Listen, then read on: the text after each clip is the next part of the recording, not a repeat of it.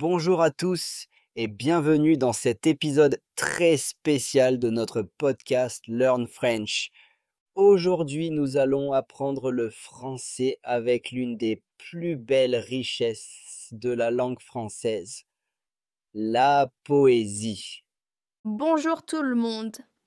Oui, la poésie française peut parfois faire un peu peur aux apprenants, mais en réalité, c'est un excellent moyen d'apprendre.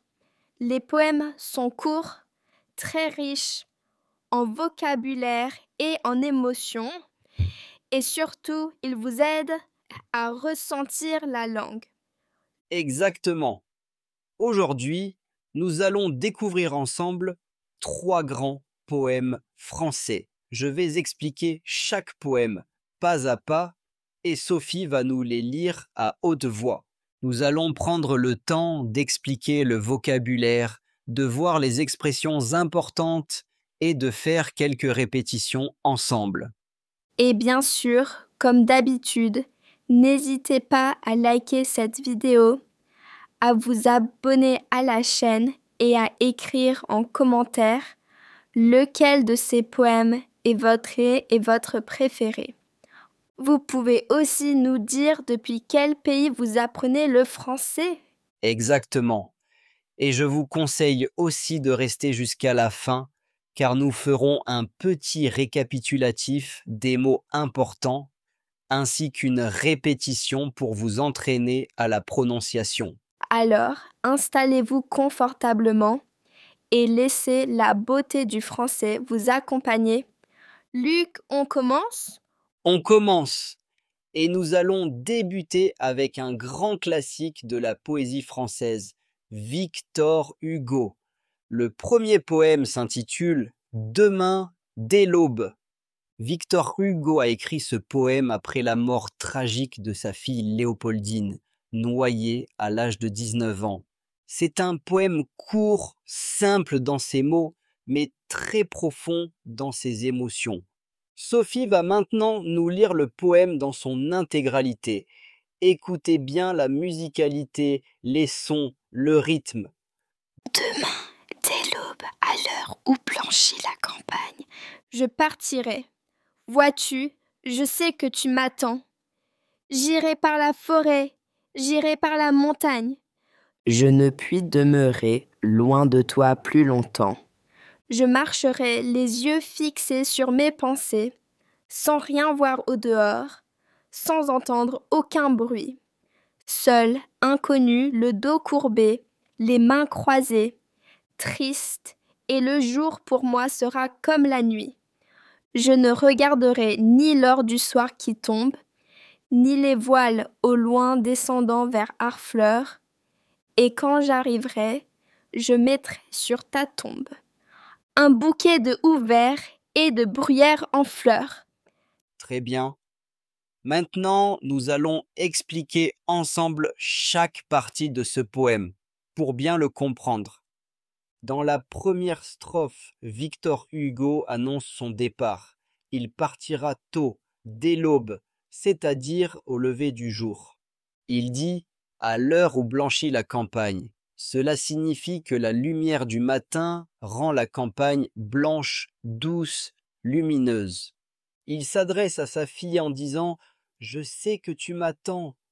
Il va marcher à travers la forêt et la montagne car il ne supporte plus d'être loin d'elle. Dans la deuxième strophe, il décrit son état pendant cette marche. Il marche, mais il ne regarde rien autour de lui. Ses yeux sont fixés sur ses pensées. Il ne voit pas le paysage. Il n'entend aucun bruit. Il est seul, inconnu, courbé, les mains croisées. Le jour pour lui est comme la nuit, car sa tristesse est tellement forte qu'elle assombrit tout. Dans la troisième strophe, il continue de marcher. Il ne regarde même pas le coucher de soleil, qu'il appelle l'or du soir qui tombe. Il ne regarde pas non plus les bateaux au loin, qui descendent vers Harfleur, une ville de Normandie. À la fin de sa marche, il arrive sur la tombe de sa fille et dépose un bouquet de houx et de bruyère, deux plantes très symboliques, récapitulatives de vocabulaire simple pour les apprenants, à l'aube, au lever du jour. Demeurer, rester, fixer ses pensées, et il a pensé profondément. Aucun bruit, et il n'y a pas de bruit du tout. Le dos courbé et marcher penché. Où est bruyère et type de plante. Maintenant, nous allons répéter ensemble quelques phrases importantes du poème. Je vais lire et vous pouvez répéter après moi. Demain, dès l'aube, à l'heure où blanchit la campagne, je ne puis demeurer loin de toi plus longtemps. Le jour pour moi sera comme la nuit. Je mettrai sur ta tombe un bouquet de houx, verts et de bruyère en fleurs. C'est un poème à la fois simple et très émouvant. Même si les mots sont faciles, l'émotion est très forte. Exactement. Victor Hugo utilise la simplicité pour exprimer quelque chose de très profond. Maintenant que nous avons vu ce premier poème, nous allons passer à un autre grand classique, cette fois de Arthur Rimbaud, Le Dormeur du Val. Un poème très court aussi, mais avec une surprise à la fin. Restez bien avec nous, vous allez apprendre beaucoup de nouveaux mots et découvrir une très belle œuvre. Nous continuons maintenant notre découverte de la poésie française avec un autre grand classique, Arthur Rimbaud.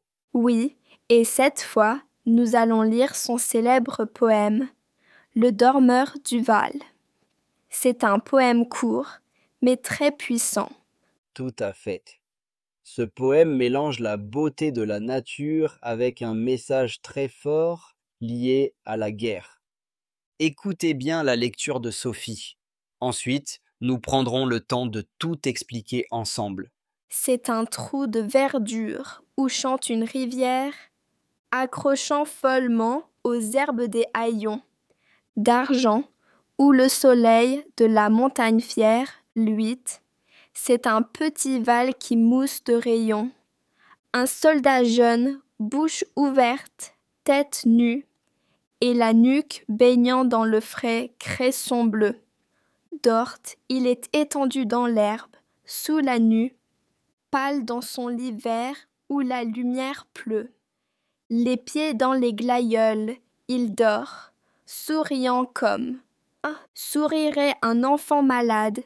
Il fait un somme. Nature berce-le chaudement. Il a froid. Les parfums ne font pas frissonner sa narine. Il dort dans le soleil, la main sur sa poitrine, tranquille. Il a deux trous rouges au côté droit. Très bien. Maintenant, nous allons voir ensemble chaque partie de ce poème pour bien comprendre ce qu'Arthur Rimbaud veut nous dire. Dans la première strophe, le poète décrit un paysage magnifique. C'est un trou de verdure. C'est un petit coin de nature rempli d'herbes et de plantes. Une rivière chante, c'est une manière poétique de dire qu'on entend le bruit de l'eau qui coule. L'eau accroche aux herbes des haillons d'argent. Ici, haillons signifie des petits morceaux brillants de lumière sur les plantes, créés par le soleil. Le soleil éclaire ce petit vallon. C'est un décor paisible, très beau. Dans la deuxième strophe, nous découvrons qu'un soldat est allongé dans cette nature. Il est jeune. Sa bouche est ouverte. Sa tête est nue sans casque. Sa nuque repose dans le cresson bleu, une plante qui pousse près des rivières. Il dort dans l'herbe sous la nue, c'est-à-dire sous le ciel. Son teint est pâle. Le poète dit qu'il dort dans son lit vert, l'herbe qui l'entoure. Dans la troisième strophe, l'atmosphère devient plus étrange. Ses pieds sont dans les glaïeuls qui sont des fleurs. Il dort et sourit, comme un enfant malade qui fait un petit sommeil. La nature continue de l'envelopper doucement. comme une mère qui berce son enfant. Mais Rimbaud glisse une phrase inquiétante.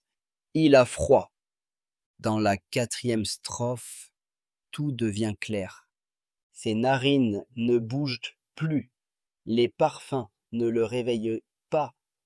Il dort au soleil, la main posée sur sa poitrine, très tranquille.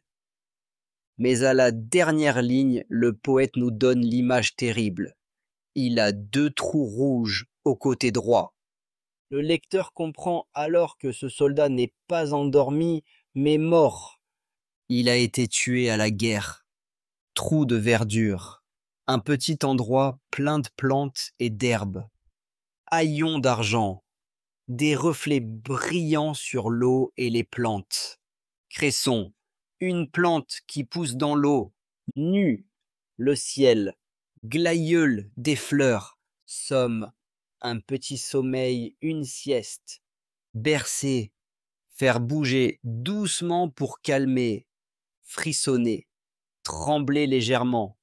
Ce poème est souvent étudié dans les écoles françaises parce qu'il est très court, mais extrêmement fort en émotion. Rimbaud montre ici le contraste entre la beauté de la nature et l'horreur de la guerre. Le décor est magnifique, mais la mort est présente. C'est un trou de verdure où chante une rivière. Un soldat jeune, bouche ouverte, tête nue, dort. Nature berce le chaudement, il a froid. Il a 2 trous rouges au côté droit. C'est incroyable comme ce poème peut être simple dans ses mots, mais très fort dans ce qu'il nous fait ressentir. Exactement. Et c'est ça, la magie de la poésie française. Nous allons maintenant découvrir ensemble le 3e poème de cet épisode, le Pont Mirabeau de Guillaume Apollinaire. Restez bien avec nous. On continue tout de suite. Nous arrivons maintenant à notre 3e et dernier poème de cette vidéo. Il s'agit d'un des poèmes les plus célèbres de Guillaume Apollinaire, le Pont Mirabeau. C'est un très beau poème sur le temps, qui passe et sur l'amour perdu. Et encore une fois, le vocabulaire est accessible même pour les apprenants en français. Exactement. Je vais te laisser nous lire ce poème, puis comme d'habitude, nous le décortiquerons ensemble. Sous le pont Mirabeau coule la Seine, et nos amours, faut-il qu'ils m'en souviennent? La joie venait toujours après la peine. Vienne la nuit, sonne l'heure. Les jours s'en vont, je demeure. Les mains dans les mains restons face à face, tandis que sous le pont de nos bras passent des éternels regards l'onde si lasse. Vienne la nuit, sonne l'heure. Les jours s'en vont, je demeure. L'amour s'en va comme cette eau courante. L'amour s'en va comme la vie est lente, et comme l'espérance est violente. Vienne la nuit, sonne l'heure. Les jours s'en vont, je demeure. Passent les jours et passent les des semaines. Ni temps passé, ni les amours reviennent. Sous le pont Mirabeau coule la Seine. Vienne la nuit, sonne l'heure. Les jours s'en vont, je demeure. Très bien. Maintenant, comme pour les autres poèmes, allons-y pas à pas pour bien comprendre le vocabulaire et le message. Dès le début, Apollinaire plante le décor. Sous le pont Mirabeau coule la Seine. Le pont Mirabeau est un vrai pont à Paris qui traverse la Seine, mais dans ce poème, il devient surtout un symbole. Sous ce pont, l'eau continue de couler, comme le temps qui passe. Il évoque ici un amour passé. Il dit « Faut-il qu'il m'en souvienne ?» ce qui veut dire « Je dois bien me souvenir de cet amour perdu. » Et il ajoute « La joie venait toujours après la peine. » La vie est un mélange de souffrance et de bonheur. Puis, dans chaque strophe, il répète le refrain. Vienne la nuit, sonne l'heure. Les jours s'en vont, je demeure. Cela signifie que les jours passent, le temps avance, les heures sonnent, mais lui reste là, seul, avec ses souvenirs. Dans la deuxième strophe, il décrit l'amour sous forme d'image. Les deux amants sont face à face, les mains dans les mains. Mais le courant de la Seine, le pont de nos bras, emporte les regards et les émotions. L'eau, encore une fois, symbolise le temps et la séparation. Dans la troisième strophe, il insiste sur la tristesse de l'amour qui disparaît. L'amour s'en va comme cette eau courante. L'amour fuit comme l'eau qui coule sous le pont. Il dit aussi « Comme la vie est lente et comme l'espérance est violente ». La vie lui paraît longue, lente, pénible, et l'espérance violente, car elle fait souffrir quand on attend quelque chose qui ne vient plus. Dans la dernière strophe, il conclut en disant que les jours, les semaines passent. Le passé et les amours passés ne reviennent jamais. Et toujours, sous le pont Mirabeau, la Seine continue de couler. Lui, il reste seul avec sa tristesse. Récapitulatif de vocabulaire simple pour les apprenants. Coule, verbe couler, l'eau qui avance. Souvenir, se rappeler du passé. La peine, la douleur, la tristesse, l'onde, l'eau, le courant. Espérance, le fait d'espérer. Violente, ici, très forte, presque douloureuse. Ce poème est très musical. Il a un rythme régulier, presque comme une chanson douce et triste.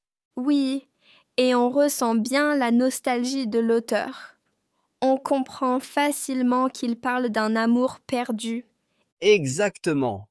Et maintenant, comme d'habitude, faisons ensemble quelques répétitions pour pratiquer la prononciation. Sous le pont Mirabeau coule la Seine. La joie venait toujours après la peine. Les jours s'en vont, je demeure. L'amour s'en va comme cette eau courante. Très bien, nous avons maintenant vu ensemble 3 grands poèmes de la littérature française. Chaque poème est très différent, mais chacun nous apprend de nouveaux mots, de nouvelles images et surtout une nouvelle façon de ressentir le français. C'est une manière magnifique d'apprendre la langue. J'espère que tous ceux qui nous écoutent ont apprécié cette découverte.